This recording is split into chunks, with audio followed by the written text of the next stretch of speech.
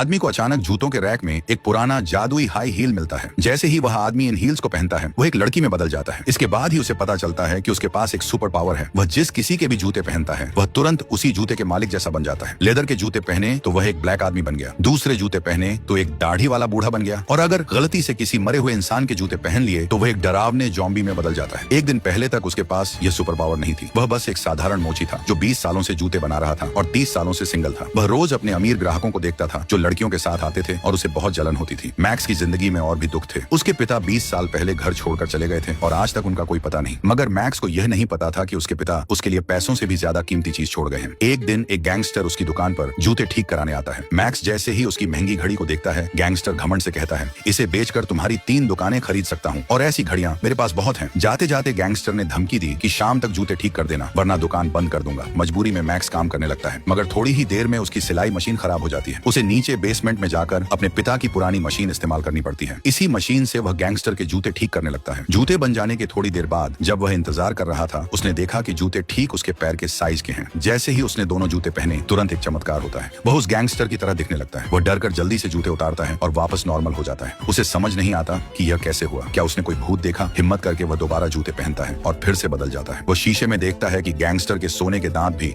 ठीक उसके मुंह में आ गए हैं। जल्द ही मैक्स को राज पता चलता है। जिस किसी जूते को उस जादुई मशीन से सिला जाता है उसे पहनने पर वह जूते के मालिक का रूप ले सकता है। यह पता लगते ही मैक्स दुकान से और भी जूते उठाता है और उन्हें उस मशीन से सिलने लगता है। अब उसकी जिंदगी रंगीन हो गई थी। वह अलग अलग ग्राहकों के जूते पहनकर उनका रूप लेने लगा। एक ब्लैक आदमी के जूते पहनकर वह रेस्टोरेंट में गया और बिना पैसे दिए वहां से भाग गया। मगर ये सब तो छोटी मोटी शरारतें थीं। रात में खुश होकर वह सोचने लगता है कि वह इस सुपर पावर से और क्या कर सकता है। दिन में जब मैक्स ने अपने एक ग्राहक की सुपर मॉडल गर्लफ्रेंड को देखा तो उसके दिमाग में एक नया आइडिया आया। उसी रात मैक्स उस लड़के के जूते पहनकर उसकी गर्लफ्रेंड के घर में घुस जाता है और उस समय वह नहा रही थी।